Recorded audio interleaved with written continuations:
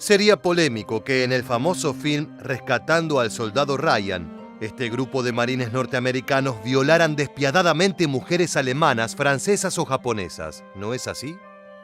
En el imaginario colectivo, los soldados estadounidenses que lucharon contra la Alemania nazi y el Imperio japonés eran inmaculados y heroicos. Sin embargo, investigaciones recientes afirman que muchos de estos hombres violaron cientos de miles de mujeres durante y al final de la Segunda Guerra Mundial. Estos crímenes silenciados están empezando a ser revisados, descubriendo verdades atroces, como la sistemática violación de mujeres, incluyendo a menores de edad. En el video de hoy vamos a contarles acerca de los horrorosos crímenes de guerra cometidos por los soldados estadounidenses contra las mujeres que supuestamente debían rescatar. Prepárense para una entrega especialmente fuerte e impactante de historia militar. Comencemos. A pesar de que los crímenes nazis son lógicamente los más recordados de la Segunda Guerra Mundial, las fuerzas de los aliados también cometieron atrocidades. Entre ellas se destaca el sádico maltrato hacia las mujeres violadas y, en algunos casos, asesinadas en múltiples delitos sexuales durante el día D y la ocupación de Alemania y Japón. Archivos secretos de tiempos de guerra que se hicieron públicos recién en 2006 revelan que los soldados estadounidenses cometieron más de 400 violaciones en Europa entre 1942 y 1945. Aunque por otra parte un estudio estima que un total de 14.000 mujeres civiles en Francia y Alemania fueron violadas por soldados estadounidenses durante la Segunda Guerra Mundial. Sin embargo, ambos datos parecen estar bastante lejos de la realidad, ya que muchas de las violaciones estadounidenses en Alemania en 1945 fueron violaciones en grupos cometidas por soldados armados a punta de pistola, y las mujeres tenían temor de siquiera hablar del tema. La rama jurídica del ejército se mostró reticente a confirmar los rumores, pero admitió que por delitos sexuales brutales o pervertidos contra mujeres alemanas, algunos soldados habían sido fusilados. Esto era más común si se trataba de soldados negros. Una forma típica de crimen de guerra con agresión sexual por parte de personal estadounidense, generalmente ebrio, que marchaba por territorio ocupado, implicaba amenazar a una familia alemana con armas y obligar a una o más mujeres a tener relaciones sexuales de forma sádica y brutal, para luego sacar a toda la familia a la calle y robar sus pertenencias. Aunque se instituyeron políticas de no confraternización para los estadounidenses en Alemania, las tropas del ejército de los Estados Unidos utilizaron como lema la frase «copular sin conversación no es confraternización». Empecemos contando qué fue lo que sucedió durante la ocupación de Berlín cuando los nazis fueron derrotados. Las familias alemanas sentían terror a la llegada de las tropas soviéticas porque entre pueblos y ciudades germanas viajaban rápidamente las historias sobre las violaciones sistemáticas del Ejército Rojo.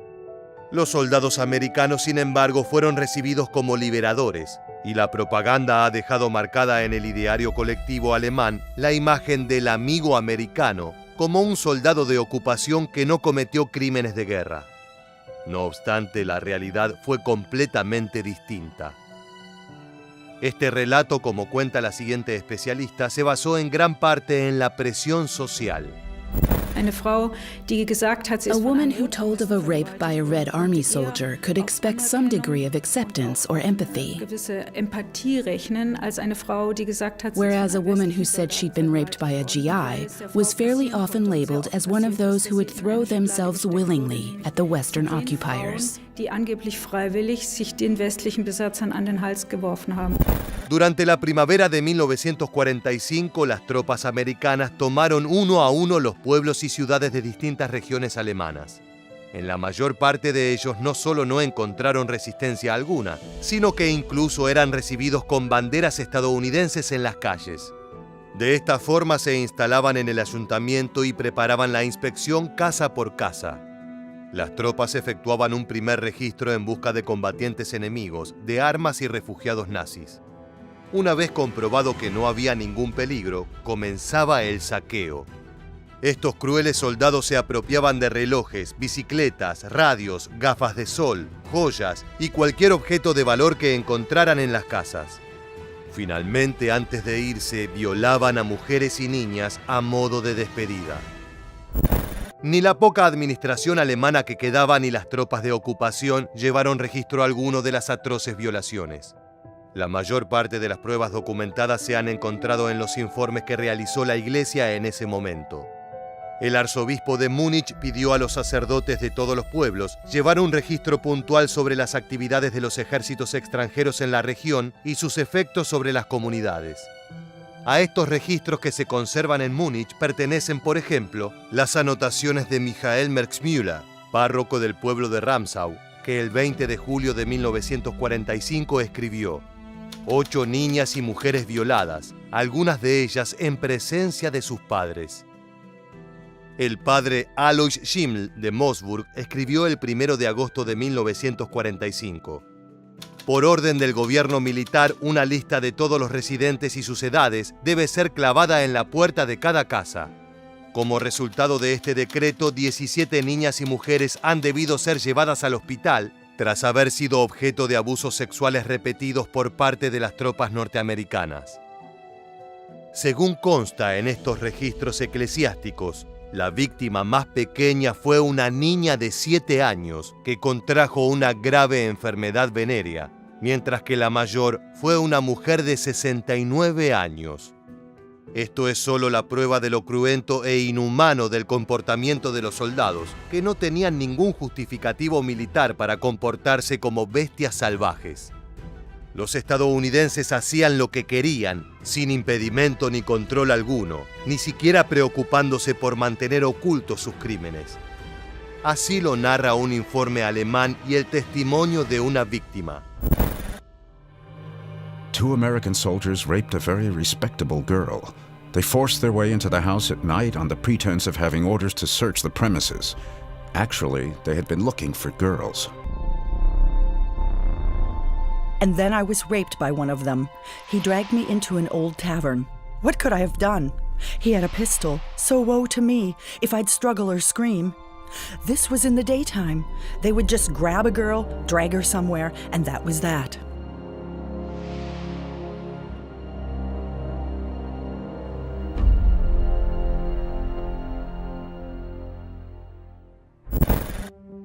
A menudo las tropas americanas pedían a las autoridades locales personal femenino, grupo de mujeres, supuestamente para atender en las tareas de secretariado o cocina.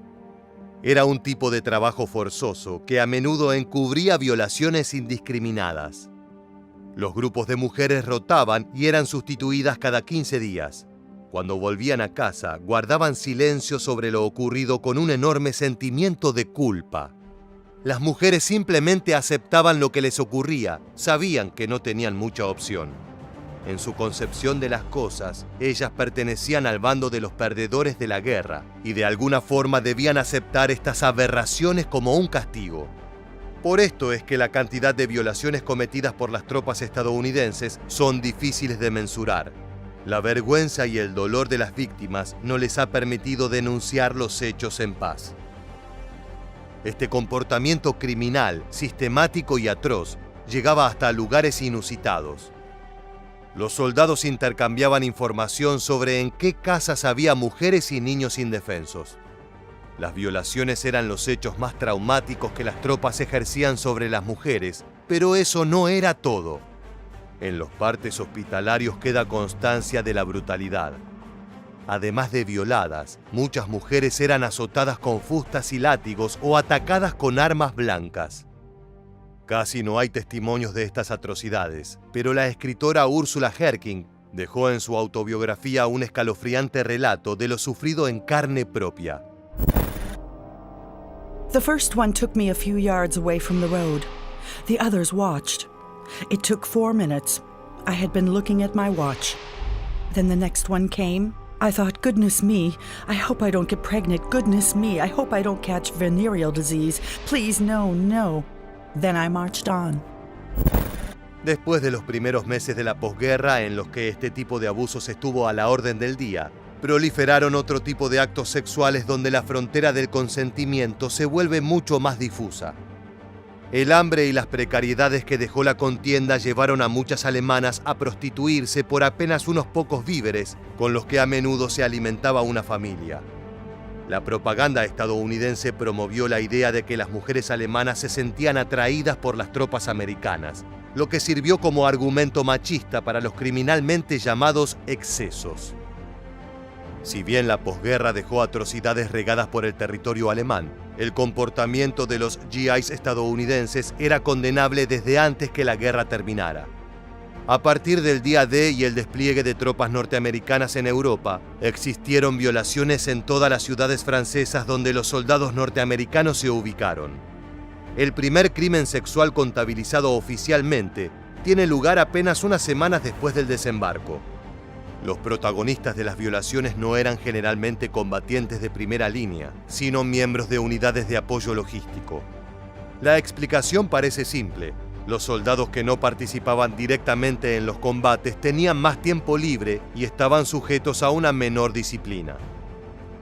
Los clichés que explican el imaginario norteamericano que se había impregnado en los combatientes venían de la Primera Guerra Mundial. Francia era presentada en la revista militar Stars and Stripes como una gran casa de prostitutas, un país erotizado y cuyas mujeres eran bellas, acogedoras y demostrativas.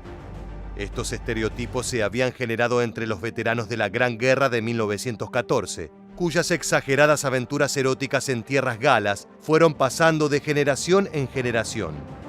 En la mente de los violadores estadounidenses de guerra en Francia, el acto del crimen sexual no se trataba de humillar a las mujeres del enemigo ni de castigar a un pueblo inferior.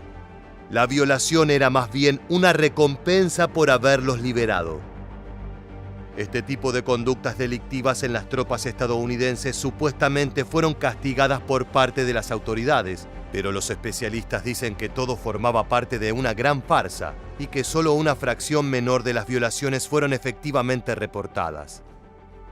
It began only 14 days or so after the invasion. In France, the number of rapes that were reported, and we'll stick with that procedure, were only 182 that were reported.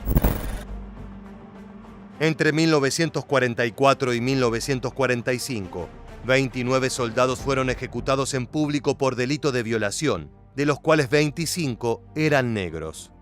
Como en Francia solo se utilizaba el sistema de la guillotina, el ejército de Estados Unidos hizo ir a un verdugo de Texas, especialista en ahorcamientos. Estaba claro que el racismo imperante entonces en Estados Unidos se reflejaba en las decisiones de los tribunales militares.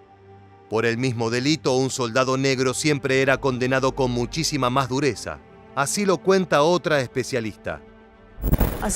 Back then, the American judiciary at home tended to rate a sexual assault by a black man on a white woman as particularly outrageous.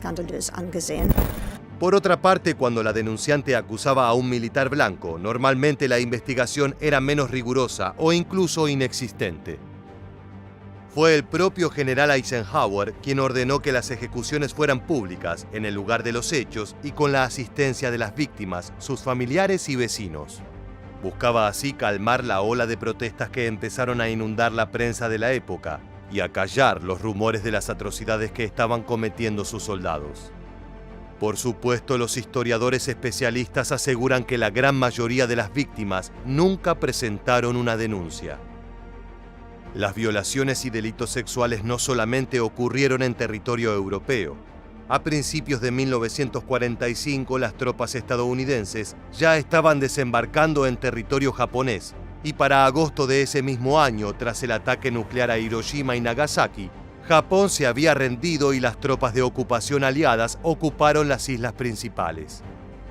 La toma del territorio terminó en la mayor parte de Japón el 28 de abril de 1952, pero hasta ese entonces, las atrocidades cometidas por el ejército norteamericano fueron verdaderamente indefendibles. Si bien no hay pruebas certeras de que las tropas aliadas cometieran violaciones masivas durante la Guerra del Pacífico, existen numerosos testimonios que alegan que las fuerzas estadounidenses Cometieron un incontable número de delitos sexuales durante la batalla de Okinawa en 1945 y la posterior ocupación. Uno de los tantos ejemplos que destacan es el sucedido en un pueblo de la península japonesa de Motobu después del desembarco.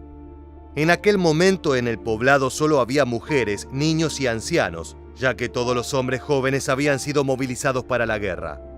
Poco después de su llegada, los marines rastrillaron toda la aldea, pero no encontraron señales de fuerzas japonesas. Aprovechando la situación de vulnerabilidad de la población, organizaron un juego macabro y siniestro. Comenzaron a cazar mujeres a plena luz del día. Como si se tratara de un día de cacería, buscaban a todas las que se escondían en el pueblo o en los refugios antiaéreos cercanos y las sacaban, arrastrándolas de los pelos. Luego eran brutalmente violadas sin piedad alguna. Otra muestra de la ferocidad de las tropas aliadas la da el testimonio de un inocente y joven soldado compatriota de los violadores. Marchando hacia el sur, hombres del 4º Regimiento de Infantería de Marina pasaron junto a un grupo de unos 10 marines estadounidenses agrupados en un círculo cerrado junto a la carretera. Estaban bastante animados, observó un cabo que supuso que estaban jugando a los dados. Luego, cuando pasaron junto a ellos, el joven sorprendido contó que pudo ver que se turnaban para violar a una mujer oriental. El cabo tuvo la intención de intervenir, pero su equipo siguió avanzando como si nada inusual estuviera ocurriendo. El silencio cómplice de las tropas norteamericanas es en parte responsable de que muchas de estas historias no se conozcan y que las estadísticas limpien la imagen de una fuerza militar que claramente fue, al menos en parte, criminal. Lo más desesperante es que las mujeres no solo sufrieron a manos de soldados enemigos, sino de las propias tropas imperiales. En este desgarrador testimonio, una dama de confort, que es como se llamaba a mujeres asesinadas y violadas sistemáticamente por soldados nipones, cuenta su escalofriante experiencia cuando solo tenía 17 años. 일본 놈이 정말 만행을 생각하면 오두르면 사람이 기가 가서 저희도 누이 동생도 있을 거고 이 저자도 있을 거요 자식도 있을 텐데 17이나 떼고 상해도 애기에다 애기. 정말 생각하면 때려 죽여도 센데였습니다. 정말 때려 죽여. Aunque los informes japoneses sobre violaciones fueron ignorados en ese momento debido a la falta de registros, es posible que hasta 10.000 mujeres de Okinawa hayan sido violadas, según la estimación de un historiador local. Se ha afirmado que las violaciones eran tan frecuentes que la mayoría de los habitantes de Okinawa mayores de 65 años, alrededor del año 2000, conocían o habían oído hablar de al menos una mujer que había sido violada después de la guerra. Durante los primeros 5 años de la ocupación estadounidense de Okinawa se denunciaron apenas 76 casos de violación. Sin embargo, se estima que este número diste astronómicamente de la cifra real, ya que casi la totalidad de los casos no fueron denunciados. La explicación más simple de por qué el ejército estadounidense no tiene registros de violaciones es porque muy pocas mujeres de Okinawa denunciaron abusos, principalmente por miedo, vergüenza y deshonra, tal como había sucedido con las mujeres alemanas. Sin embargo, los bebés birraciales nacidos fruto de estas violaciones son una evidencia viva de lo sucedido. En diversas entrevistas, historiadores y ancianos de Okinawa dijeron que decenas de mujeres de la zona que fueron violadas dieron a luz a niños birraciales, pero que muchas de ellas fueron inmediatamente asesinadas o abandonadas por vergüenza, disgusto o trauma por sus maridos locales. Sin embargo, lo más frecuente es que las víctimas de violación se sometieran a abortos rudimentarios con la ayuda de parteras de las aldeas, que muchas veces acababa por quitarles la vida. Así como los soldados estadounidenses que violaban mujeres alemanas luego les dejaban comida para hacer pasar el acto como una prostitución en lugar de una violación, algo similar sucedía en Japón. Las mujeres japonesas que mendigaban comida durante la ocupación aliada eran violadas y las tropas a veces les dejaban algo a cambio, como comida, ropa o productos de higiene, para lavar las culpas del acto animal y perverso que habían cometido.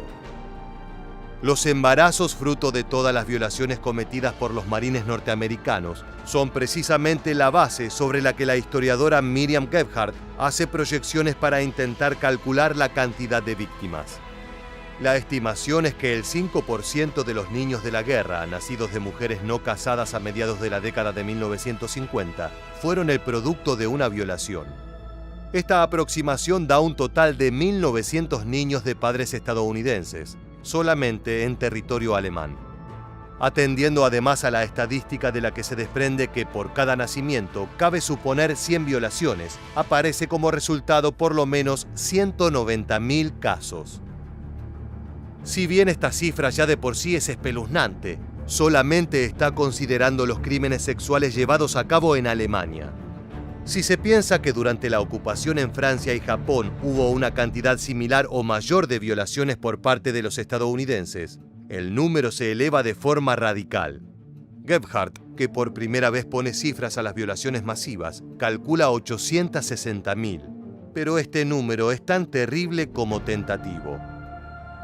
De cualquier manera, estas cifras son solo la punta del iceberg. El número verdadero seguramente sea muy superior, dado que, como ya mencionamos, muchas mujeres y niñas prefirieron no hablar nunca de ello por vergüenza y por sentirse responsables de haber sido violadas, incluso en un punto llegando a creer que lo merecían por formar parte del bando perdedor. Así lo cuenta la nieta de una víctima. There was an attitude among women, including my own grandmother, to accept these things.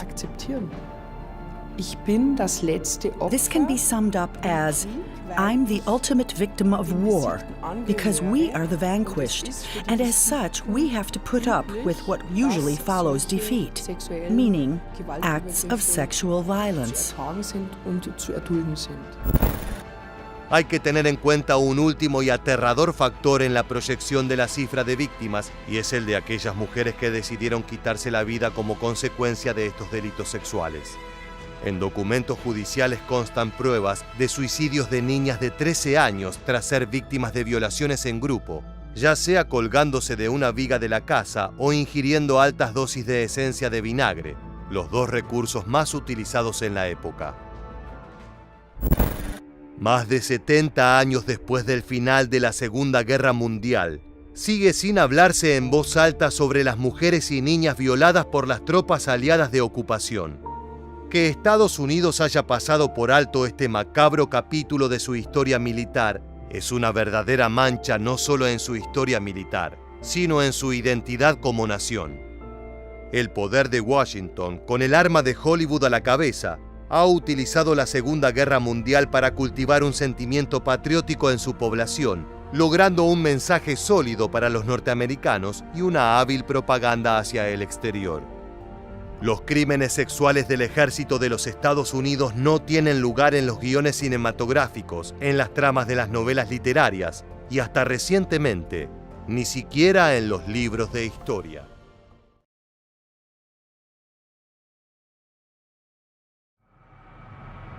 La mujer que estás viendo en este momento se llama Vivian Bullwinkle y es una joven enfermera de 32 años. Durante años, en tiempos de la Segunda Guerra Mundial, trabajó como enfermera para el ejército de Australia, dedicándose a cuidar a los heridos y convalecientes. Pero ahora Vivian se enfrenta a uno de los momentos más duros de su vida. Tal vez puedas notar en su rostro la mirada ausente, resignada, como si hubiera atravesado un horror indescriptible. Y es que eso es exactamente lo que le ha sucedido. En este momento, la enfermera está presentando su testimonio ante el Tribunal Penal Militar Internacional para el Lejano Oriente, el organismo que juzgó los crímenes de guerra cometidos por el Imperio japonés. Vivian tiene una historia para contar. Es un relato de sangre, violencia e infamia que helará la sangre de los jueces y también la tuya. Hoy en este nuevo episodio conoceremos todo acerca de la masacre de la isla de Banca. Para comprender esta historia tenemos que comenzar por el hecho de que todas las Fuerzas Armadas requieren de un cuerpo de enfermeras militares. Como te dijimos anteriormente, su tarea es cuidar de los heridos en el campo de batalla. Es una profesión que requiere de una personalidad extremadamente fuerte y nervios de acero, ya que las condiciones de trabajo están lejos de ser óptimas. A diferencia de las enfermeras civiles, las militares se desempeñan en zonas de guerra, generalmente con escasez de recursos. No trabajan en hospitales, sino en campamentos donde suelen faltar medicinas, vendas, gasas, instrumentos quirúrgicos, analgésicos, y en los que frecuentemente hay demasiados pacientes y muy pocas cuidadoras. Por otro lado, una enfermera militar debe ser capaz de hacer su trabajo sin desesperarse viendo lo que sucede a su alrededor. Puede ser que el área donde está ubicada es bombardeada o que escuche un combate librándose en las inmediaciones, pero su foco siempre tiene que estar en su labor. Sin embargo, la parte más dura de esta profesión, sin dudas, tiene que ver con atender a soldados que llegan heridos de formas horribles. Las cuidadoras ven los estragos de la guerra de primera mano: agujeros de bala, carne desgarrada por metralla, intestinos aflorando de estómagos, miembros mutilados por explosiones. La supervivencia de estos hombres depende en buena medida de la atención que puedan brindarle las enfermeras. Aquí podemos ver un fragmento de propaganda estadounidense en el que se destaca la importancia de estas mujeres. Which man will you be? The one who gets hurt and dies, or the one who gets hurt and lives? When the dizziness stopped, when the fog cleared, an army nurse was at your side. A woman who meant safety and comfort and home to thousands of men before you. A woman who meant all those things to you. En el caso de Australia, la unidad de enfermeras de las Fuerzas Armadas se fundó en el año 1902. En total, unas 5.000 australianas sirvieron como cuidadoras en la Segunda Guerra Mundial en distintas partes del mundo, ayudando a los aliados con la atención de sus heridos. En la actualidad se sabe que 78 perecieron mientras cumplían con su deber. Algunas fallecieron a causa de accidentes o enfermedades, pero otras, como las que conoceremos a continuación, sufrieron un destino mucho más macabro.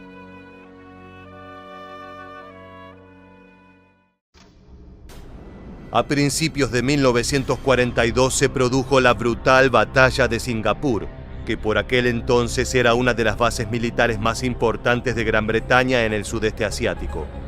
Los ingleses consideraban que era un sitio inexpugnable, dado que los enemigos jamás podrían atravesar las frondosas junglas que cubrían la nación.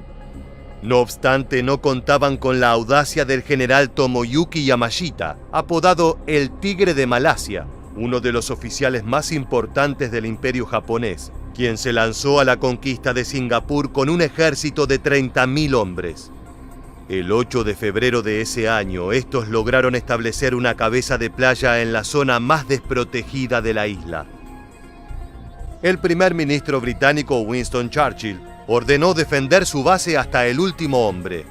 Los ingleses contaban con una enorme superioridad numérica, ya que tenían 80.000 soldados a su disposición. Nada de ello impidió que los nipones obtuvieran un triunfo aplastante en apenas una semana, gracias al bombardeo sistemático de las reservas de agua de sus enemigos. Fue así como capturaron a unos 80.000 británicos, indios, australianos y singapurenses. Pocos días más tarde, Japón desató una brutal masacre sobre los civiles de la isla, que se cobró la vida de entre 25 y 50.000 personas inocentes. Los soldados del imperio andaban sedientos de sangre, y este comportamiento salvaje es lo que explica la matanza de la isla de Banca. Veamos el fragmento de un informativo inglés sobre este crucial y oscuro episodio de la Segunda Guerra. These are among the last pictures taken before the fall of Singapore. We released them because they are a part of British Empire history, for good or ill. But it's hard to look at them without bitterness and unrest. El 12 de febrero de 1942, 3 días antes de que Singapur cayera rendida ante Japón, un yate británico abandonó la isla. Viajaban a bordo niños, ancianos y soldados heridos en la lucha contra los nipones, así como 65 enfermeras militares del ejército australiano.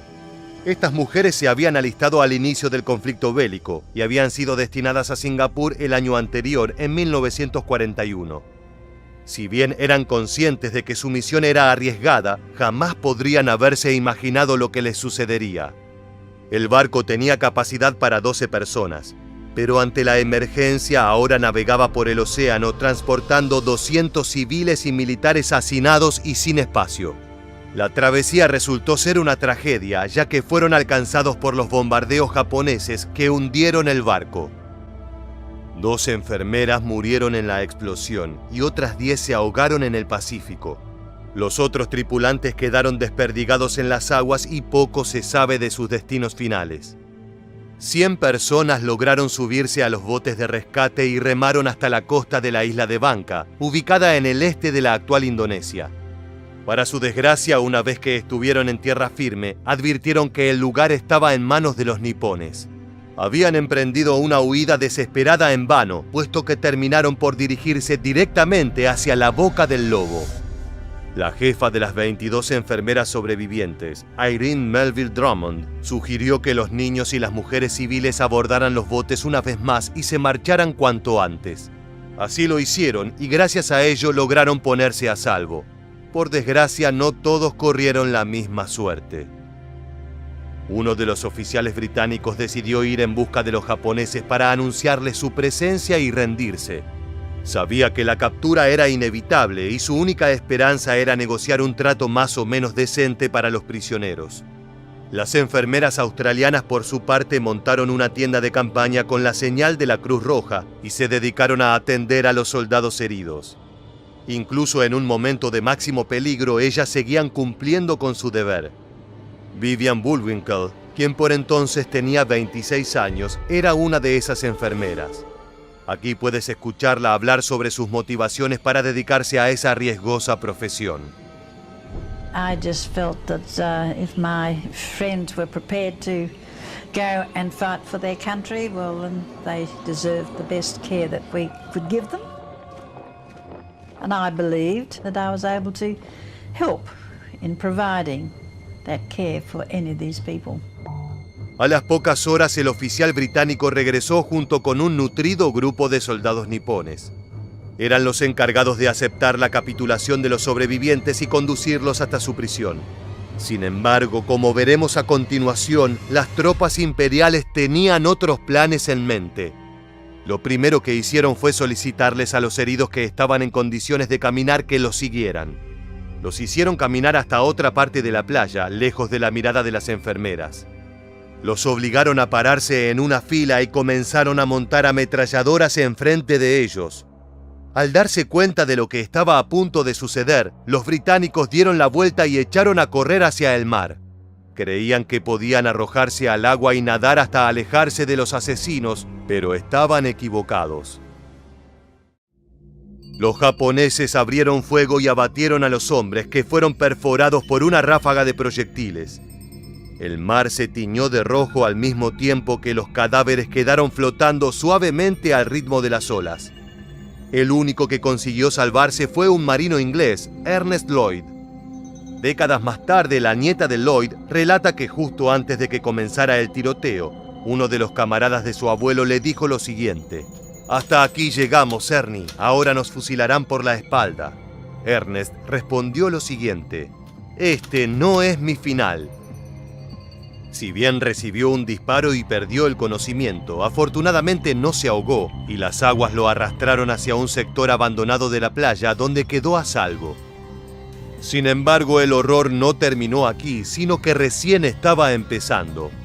Los japoneses regresaron a donde estaban las enfermeras, que estaban aterrorizadas luego de haber escuchado el tiroteo. Los asesinos se sentaron en la arena, enfrente de ellas, y se pusieron a limpiar sus armas de fuego en actitud amenazante. Cuando terminaron, se abalanzaron sobre las mujeres y las violaron salvajemente. Pero todavía no estaban satisfechos con su maldad. Cuando terminaron, les indicaron que debían caminar hasta el mar. A continuación escucharemos a Vivian rememorando este traumático episodio y contando lo que sentía mientras se encaminaba hacia el agua. We just sort of looked at each other and said, they're not taking prisoners. And we seemed to accept that fact. Well, we're on the wrong side of the fence at the moment. This is our fate and we're not taking prisoners. Como puedes ver, las mujeres eran conscientes de lo que les aguardaba. De hecho, mientras marchaban, la jefa de enfermeras, Irene Drummond, Le dijo a las demás entre susurros: «Ánimo, chicas, estoy orgullosa de ustedes y las amo». Frente a la muerte no les quedaba otra cosa que mantener la compostura, erguirse y andar con la frente en alto. Cuando estuvieron tan adentro que el agua les llegaba a la cintura, los japoneses dieron inicio a la lluvia de fuego. Al igual que los soldados, las mujeres cayeron al instante. Vivian fue alcanzada por un tiro en el diafragma, pero tuvo la suerte de que la bala la atravesara limpiamente. El proyectil entró y salió de su cuerpo sin dañar ni tocar ningún órgano vital. A pesar de que la herida no era grave, el trauma emocional fue incalculable, ya que tuvo que ver y escuchar cómo sus compañeras gritaban y morían a su alrededor. Durante un tiempo difícil de calcular, permaneció inmóvil flotando en el agua, ya fuera porque había quedado helada a causa de la masacre o porque el dolor no le permitía moverse. En cualquier caso, Vivian se atrevió a pararse solo cuando dejó de escuchar a los japoneses. Al ver que la habían dado por muerta y que estaba sola, caminó hasta la playa y desde allí se adentró en la jungla. Protegida por la espesa vegetación, sería más difícil que la hallaran. En la selva se encontró con otros 2 sobrevivientes. Uno de ellos era Ernest Lloyd, quien había escapado con vida del primer tiroteo en la playa. El segundo era Patrick Kingsley, un soldado herido que había sido apuñalado con una bayoneta y dado por muerto. No obstante, tras sobreponerse a la cuchillada, huyó hacia la selva. Estuvieron prófugos durante 12 días, pero al estar en una isla no había posibilidad de escapatoria, a no ser que consiguieran un barco. Esto era imposible. Apenas eran 3 y uno de ellos, Kingsley, estaba en estado crítico. Vivian intentó curarlo con los pobres materiales que tenía a disposición, pero nada de ello era suficiente. Necesitaba atención urgente o de lo contrario la jungla se convertiría en su tumba. Finalmente acordaron que el mejor camino a seguir era entregarse a los japoneses y rezar por clemencia. Se dirigieron al campo de prisioneros de Banka y presentaron su capitulación, aunque Kingsley falleció al poco tiempo a causa de sus heridas. Vivian y Lloyd se pasaron el resto de la guerra encerrados en la prisión japonesa. Las mujeres estaban recluidas en un sector aparte, sometidas a los caprichos de las tropas niponas. Intentaban pasar el día atendiendo a quienes tenían problemas de salud, pero la desnutrición era más fuerte que sus esfuerzos, y las enfermedades se llevaron a una buena parte de los reclusos. La libertad les llegó hacia fines de 1945, luego de que Japón se rindiera ante los aliados. Aquí puedes ver un informativo inglés mostrando el momento en que Tomoyuki Yamashita, el general que capturó Singapur, capituló. Now surrender terms are laid down to Yamashita. 40,000 Japanese troops in the Philippines, remnants of their once great army, must give up. There is no bickering. It is yes or no for the Tiger of Malaya. Al término de la Segunda Guerra, Vivian Bullwinkle decidió testificar en contra de las Fuerzas Armadas niponas que habían violado y masacrado a sus amigas. En 1947 se presentó en los juicios de Tokio, donde se investigaron los crímenes de guerra cometidos en el frente del Pacífico por el Imperio, de la misma manera que en los juicios de Nuremberg condenaron a los jerarcas del Tercer Reich. A pesar de que ella quería contar cómo sus compañeras fueron agredidas sexualmente, el gobierno australiano se lo prohibió. La justificación era que las familias de las víctimas no necesitaban conocer todos los detalles de aquella jornada de espanto. La verdad era demasiado dura y supuestamente era mejor que la versión completa de los hechos quedara en las sombras. Es por esta razón que Vivian no pudo dar cuenta de todo lo que había visto y los asesinos quedaron libres. Ninguno de ellos fue identificado y nadie recibió una condena por la masacre de Banka. Poco después, la enfermera se retiró del ejército y se dedicó a ejercer la misma profesión en el sector privado. Durante el resto de su vida recaudó fondos para erigir un monumento en honor a sus compañeras caídas en la matanza. El sitio fue inaugurado en 1992 en la misma isla de Banka para que todos supieran acerca de las valientes enfermeras militares y los cobardes que las ejecutaron. Vivian Bullwinkle falleció de un ataque al corazón en el año 2000 cuando tenía 84 años. Antes de morir le contó acerca de las violaciones a una historiadora australiana, Lynette Silver, quien más adelante publicó un libro sobre el tema. Fue así como el público conoció la totalidad de lo sucedido. En la actualidad, las enfermeras australianas son recordadas como heroínas que perecieron mientras cumplían su deber.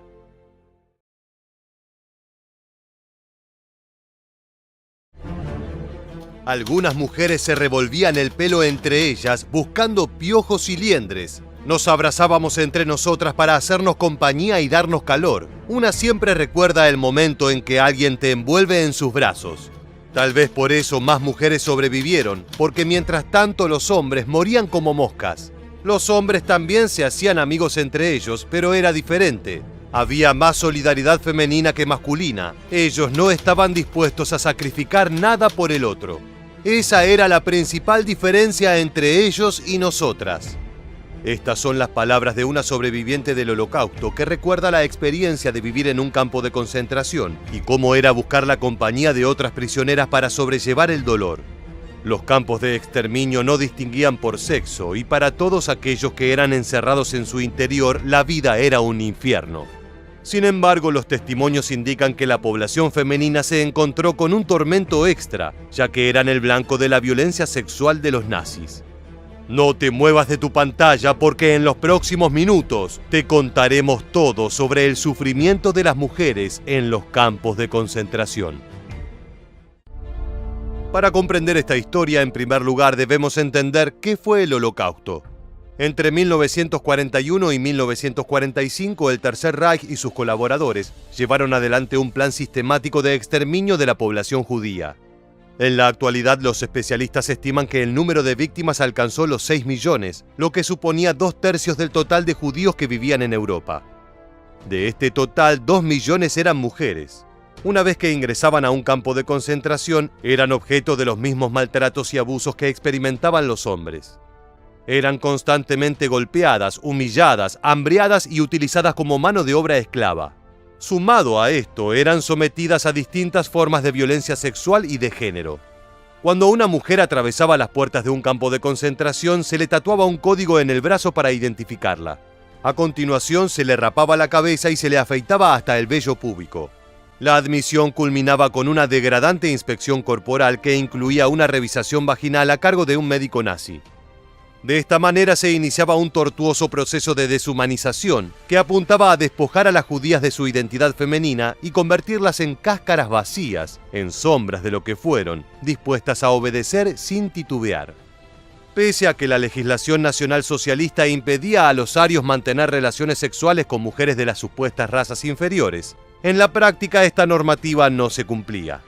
El ejemplo más patente se daba en Europa del Este, donde el 80% de los hombres de las SS fueron hallados culpables de violar a las prisioneras judías de los campos.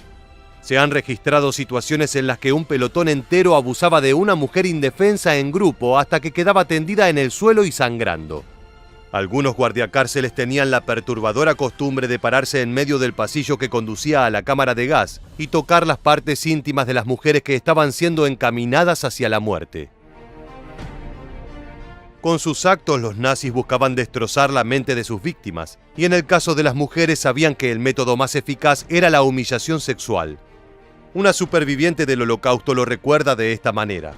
Forzaban a las judías a fregar el suelo en ropa interior, y luego les hacían limpiar los baños y comerse lo que había en el interior de las letrinas. Les hundían la cabeza en los inodoros y luego las obligaban a caminar alrededor del campo con el rostro lleno de excremento, sin posibilidad de lavarse, al tiempo que les gritaban insultos como «sucia judía». Esta clase de vejaciones trajo graves consecuencias en el cuerpo de las víctimas.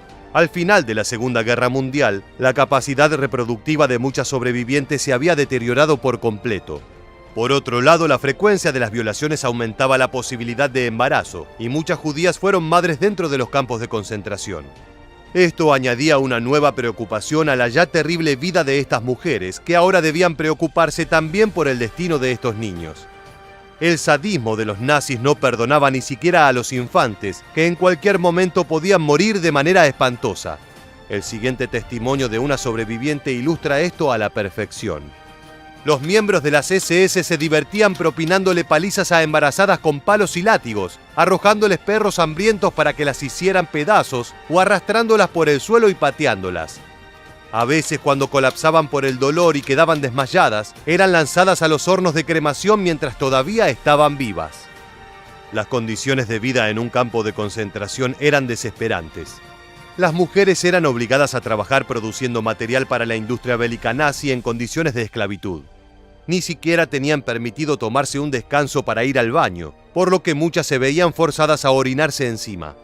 La dieta consistía en pequeñas raciones de caldo mal preparado que apenas alejaba el hambre. A veces, cuando Alemania obtenía algún triunfo en una batalla, los oficiales nazis permitían que las prisioneras comieran un pequeño trozo de carne o de pan junto a su sopa diaria. Sin embargo, esto no sucedía a menudo y la comida era tan escasa que muchas mujeres debieron recurrir a vender su cuerpo a cambio de raciones. El intercambio de favores sexuales con los guardias de las SS se volvió algo rutinario, ya que para muchas judías esta era la única forma de sobrevivir. Una superviviente lo recuerda con estas palabras: «Al principio estaba profundamente perturbada con este tipo de prácticas. Mi orgullo y mi sentido de integridad hacían que me pareciera algo repugnante.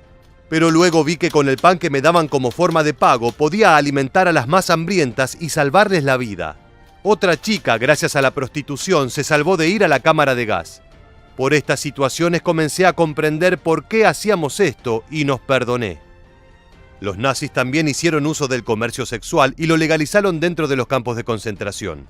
Los oficiales creían que serviría como un incentivo para que tanto los guardias como prisioneros varones fueran más productivos en sus tareas. Los burdeles eran barracones separados del resto por alambres de púas, dentro de los cuales había aproximadamente 20 mujeres obligadas a tener relaciones sexuales con los clientes. La mayoría habían sido traídas desde Ravensbrück, el campo exclusivamente femenino. Quienes quisieran contratar sus servicios debían abonar una pequeña suma de dinero y someterse a una revisión médica para asegurarse de que no tuvieran enfermedades. Una vez superada se les permitía tener 20 minutos a solas con una mujer. Sin embargo, lo cierto es que la intimidad era ilusoria, ya que el acto sexual era supervisado por guardias que vigilaban al cliente a través de agujeros en la pared. Las esclavas eran reclutadas entre las prisioneras del campo por las SS, quienes le prometían que si se unían a los burdeles accederían a un mejor nivel de vida. Esto incluía una habitación personal, jabón, alimento en buenas condiciones o una reducción de su condena a prisión. En ocasiones esto provocaba el enfado de otras reclusas, que veían a las esclavas como colaboradoras del nazismo. Una de ellas recuerda la siguiente situación: «Un día vimos a una mujer que aceptó trabajar como prostituta de las SS. La atrapamos y le dimos una golpiza tan brutal que apenas podía moverse. Nunca supe si se recuperó o no, pero nuestra furia era tanta que la castigamos de esta manera». Como vemos, la vida dentro de un campo era brutal y las mujeres atravesaron un verdadero infierno en su interior. Llegamos al final del video y queremos preguntarte: ¿qué crees que era lo más terrible de la vida de las mujeres en los campos de concentración? Déjanos tu respuesta en la bandeja de comentarios aquí debajo y no olvides suscribirte a nuestro canal para conocer muchos más sucesos militares que dejaron su huella en la historia.